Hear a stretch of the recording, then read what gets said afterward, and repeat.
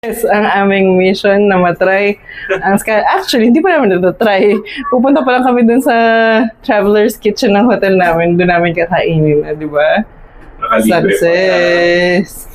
Yung scallion pancakes talaga yung number one na gusto kong matry. Siya pa talaga yung wala akong mabilhan doon sa mga night markets. Everything is closed yesterday. I think this is tea.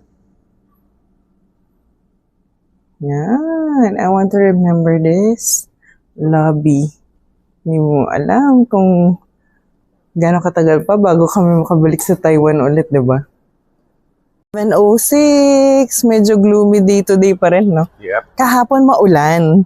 Buti na lang nag-decide kami na umuwi na from Simending. Pagka-uwi namin, ang lakas ng ulan. Today, ang weather prediction, maulan pa rin, no? Yep. Yeah, kaya hindi na siguro kami lalayo. Within the area na lang. Hindi pa namin masyado na-explore yung area namin sa hotel. Namin tong hotel na to kay Eileen and Angelica Wonders. So far, lahat ng reviews nila gustuhan namin. Oo. Nung nakita namin tong hotel na to sa video nila, talagang dyan na tayo. Hindi na kami naghanap pa ng iba kasi sobrang spacious. 4 kami, ang laki na ng mga kids namin. Sobrang sikip na kami kahit yung mga regular family rooms. Dito, grabe. Sobrang comfortable. Ang laki-laki ng banyo, ang laki ng bed. Diba? Fast yung wifi nila. Ang ganda ng service nila. Lahat sa front desk, mababait. Even yung mga staff na nagtatrabaho dun sa... Yes! May 2 Filipino pa na nagtatrabaho dito, si Kuya Alex at si Ate Gina. Ang bait nila. Talagang maganda experience namin dito sa hotel. First time lang namin dumaan dito sa likuran ng hotel. Mukhang marami ring kainan.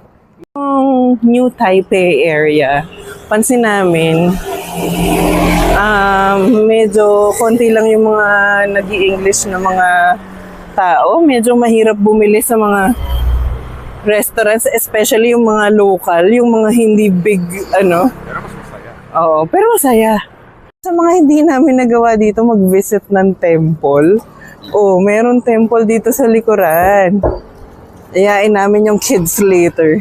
Mga tulog pa eh. Yan oh. There's a temple at the back. Ayan. Gusto ni Liam makakita ng temple here sa Taiwan. O later, pag open na kaya yan? This is the temple at the back of our hotel. Nice, no? Ang laki niya, kaya siguro ang dami din kainan in the area. For sabi namin, ang unang-unang dapat ginagawa kapag pumupunta ka sa ibang countries is to explore yung areas near the hotel para, di ba, malaman mo kung ano yung mga malapit sa'yo. Nung nasa Korea kami, last day na din, nung nag-ikot kami sa neighborhood, ang dami palang masarap na mga kainan dun sa malapit sa hotel namin. Kaya hindi namin nasulit. Ito, ang dami ring kainan dito sa likod. Puro yung mga authentic pa na local restaurants yung makikita mo. Ang ganda rin ng Family Mart dito. Pansin ko, ang marami dito is Family Mart and 7-Eleven. Sa mga donuts, di ba? Mr. Donuts. Parang wala ako nakitang Dunkin Donuts. Din yung hotel namin, meron silang 24-hour front desk. Tapos nung tinanong namin kung may alam sila na store nearby na nagtitinda ng scallion pancakes, talagang nag-research talaga sila. In-effortan talaga nilang humanap. Tapos tinuruan nila kami kung paano pumunta doon. Yan, ganito. Ganito yung itsura ng Taiwan sa likod. It's like Hong Kong, pero mas malaki. Tsaka mas tahimik. Ang pag pumunta kami sa ibang bansa, tinatry namin yung as much as pwede sa schedule namin. Mga 9 or minimum 8 days talaga. Minimum 9 daw, sabi ni Daddy. Kasi, yun daw yung sweet sweet spot na number of days when traveling. Para It's not too long. it's not too long, pero it's not too short na bitin ka naman. Parang Tama lang. gusto mo pang balikan yung place kasi marami ka pang hindi natatry. Itong 9 days namin, lahat ng nasa list ko, yung talagang mga gusto kong matry, na-check ko. Diba? Kami lumabas ng super morning. Ang lamig. Sarap. Pansin namin dito sa Taiwan, ang daming Michelin na mga stalls lang. Bakit sa atin wala dito? Grabe yung mga tindahan sa tabi-tabi, Michelin. And ang sarap talaga. Wala kaming na-try na hindi masarap. Kaya pag nasa ibang bansa kayo, kung unsure kayo kung ano yung kakainan nyo, basta may Michelin na award, I think masarap yun talaga. Ayan, ganyan yung mga bahay nila. Ha?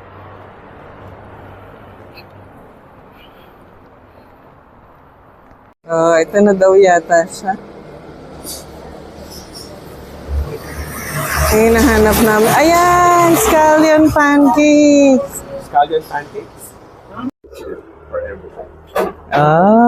Very useful ang Google Translate. Yan. Excited to try this.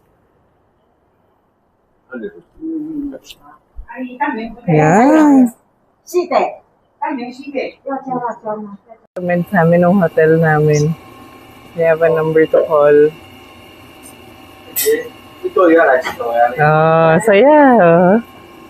I mean, 4 pieces, 1 egg na scallion pancake. 150 NT. Divided by 4 na. Ang mura lang. No? Scallion pancake. 那你会有你要不要蒸奶糕啊？哦我，说你到这里去奶茶。 Ay, 等一下，等一下，等一下， 谢谢。这个就是我们这个， Oh, thank you so much. 请你们，请你们不用钱。 Oh wow, 谢谢。谢 Thank you so 谢。 much. Thank you. 拜拜。我们这里有特色的，比较不一样。美女燕麦浆，请你们喝，是我们的特色，不会很甜。 Invited to drink the purple rice. 谢谢哈， Oh, 谢谢。 So much. Thank you. 谢谢。那你们是自由行吗？服务是自由行吗？ Oh, 吗？ oh, 你自己。谢谢。Thank you. Can I take a photo with her? Ay, sige. Even give us their specialty, the oatmeal, for free. And look, show the pancake. Yay! Finally, so excited to try. I think hindi siya yung katulad nung nasa Slimending na flaky scallion pancakes. But this one, legit. Talagang local yung gumawa. Kaya, feeling ko masarap. Tapos ang ganda, ang high din ng rating nila sa Google. A good experience. Oo. Parang ito yung literal na ini-immense mo yung sarili mo sa culture. Couple, very old couple. Yeah. Siguro matagal na nilang business yun. Nakakatawa sila. Yeah. Sabay sila. They're so nice. Tapos tinanong pa nila kung saan kami galing. Kasi tinawagan din sila ng hotel namin last night na may pupunta doon na bibili ng scallion pancakes. So, super bait nila. Alam mo yung mga na-encounter naming locals dito, ang babait, very welcoming.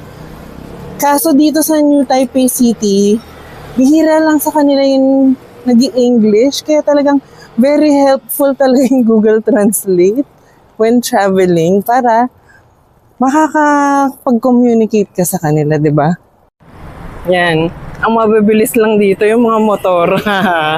Kaya ingat pa rin pag naglalakad. How it looks like. O, di ba? Para ka lang nandun sa, alam mo yung sa EDSA sa Makati, yung papasok ka sa loob ng ganitong tunnel. Dapat talaga ang i-explore mo yung mga maliliit na streets eh. Ay, yung hindi mga touristy. Kasi yung sa harapan ng hotel namin, yun yung main road. Nandun lahat ng mga restaurants, nandito sa maliliit na streets yung mga tindahan ng mga locals. Gusto namin bumalik sa Taiwan pag cold season kasi mas masarap mamasyal pag malamig. Ngayon kasi May, combination siya ng mainit and maulan. Pero swerte kami kasi inulan lang kami siguro mga twice sa 9 days namin. Kaya okay na rin. Part of traveling. Lapit na ulit kami sa hotel namin. Sobrang daming kainan pala dito sa likod. As in, yung mga karinderya. Sana sumikat din tong area na to. That's our hotel! Sarap. Pero yung isang order, enough na. Parang busog na sa isang order. Kasi ang laki niya. Sarap. Now I understand why sikat ang scallion pancakes. Ang sarap pala niya and heavy na siya for a breakfast meal. Etong na-try namin is crispy yung edges, tapos yung omelette niya, maraming scallions, tapos savory. Meron din silang sauce na pinahid, parang barbecue sauce na mas tamed yung lasa. Slightly sweet, aromatic, and very tasty. Grabe, yung computation pala namin.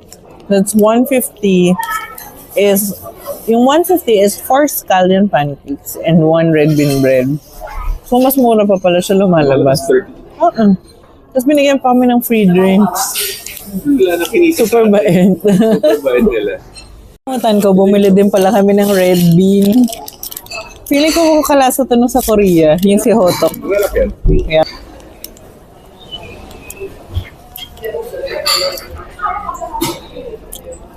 Medyo kalasa nga niya yung Hotok. May red bean inside. Sarap yan. This red bean bread, ang sarap, ang thick nung red bean sa loob. Oh. Yan o, ang thick niya, tapos hindi siya masyado matamis.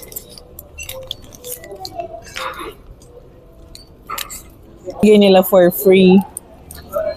Ito daw yung bestseller nila eh. This is purple rice, oat milk.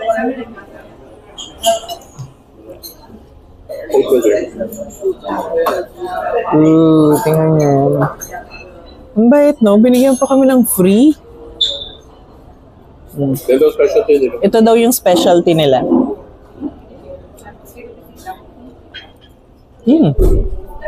Ano siya? Thick drink. Hindi siya matamis. The essence. Parang siyang yung pinagkuluan ng rice na blended. Okay din. Dito palang busog ka na eh. It's different but it's good daw. We're back at the hotel. Naisip namin magstay muna sa hotel. Enjoyin namin hanggang 12 kasi magche-check out na kami. Si Daddy enjoy dun sa self-laundry service dito sa hotel. Nilalaban na niya lahat ng madudumi naming damit para daw pag-uwi namin sa Pilipinas. Hindi na namin kailangan masyado maglaba. At my Starbucks water bottle back! Alam nyo ba, naiwan to ng son ko sa National Palace Museum. Pag may naiwan pala kayong mga ganong important things sa mga ganong public places, itatawag nyo lang, tapos i-confirm nyo kung nandun nga yung lost item nyo. Kami tinawag namin sa National Palace Museum.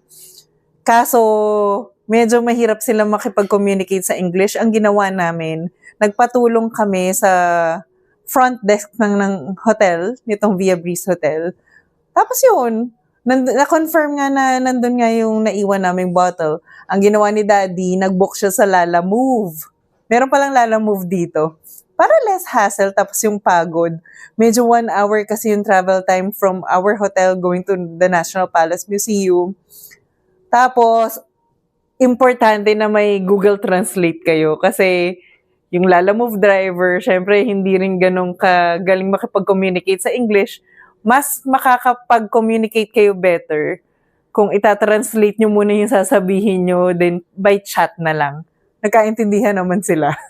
O diba? Success! I got my water bottle back! And Yan, finally naka-check out na kami. On time naman. Mabilis lang naman kami magligpit ng things kasi 3 maleta lang yung gamit namin. So, nag-chill muna kami dito sa lobby ng hotel. Tapos, we're gonna go look for somewhere nice to have lunch. Wala man tayong balak ngayon na. Mamaya pa kami mga 5 p.m. pa kami pupunta ng airport. Kasi 9 p.m. pa yung flight or 10. Yun, magte-train lang kami going to the airport. While waiting, pinasyalan na namin ni Kuya Liam itong temple sa likod. Gusto niya talaga kasi itong makita.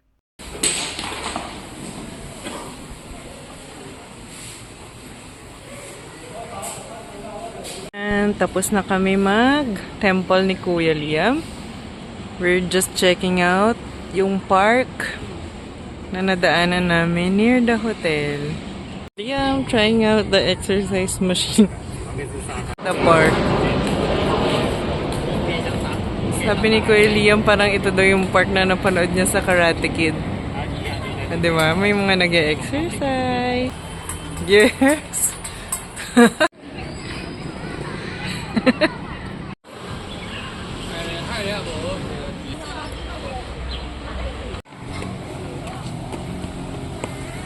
Yan. Halos lahat naman sa itinerary namin, nagawa lang namin. Ang hindi lang namin nagawa, dapat pupunta kaming Sun Moon Lake. Hindi namin nagawa kasi parang medyo napagod na yung mga kids sa mga tour na pinagagawa namin. Ang gusto lang namin, dapat magdi-DIY kami going there. Gusto namin makasakay nung parang Shinkansen ng Taiwan. Kaso parang nag-compute kami parang mga 10,000 plus yung gagastusin namin. Pamasahe pa lang. So sabi namin, why not? I-spend na lang namin yung money mag-food trip sa Taiwan. 'Di ba? Lahat ng gusto namin kainan sa Ximending na kainan namin halos. And yun na lang. Siguro, ang ganda ng Taiwan babalik-balikan. Siguro pupunta kaming Sun Moon Lake the next time we go back. Tapos winter, para mas masarap mamasyal. Grabe, sobrang lakas ng hangin. Bumaliktad yung payong ko. Rainy day today. Paalis na kami. Nag-request yung mga kids na kumain sa KFC. Minsan dami naming gasto sa food the past days. Something cheaper naman. See that? There's KFC. Ano kaya lasa ng KFC dito? We're leaving Taiwan. Bye station. This is the Sanghae Junior High School station. Ito yung pinakamalapit sa hotel kaya lagi kami dito. Hope you enjoyed watching this video kahit puro kwento ko. Click the subscribe button for more travel and food videos. Bye!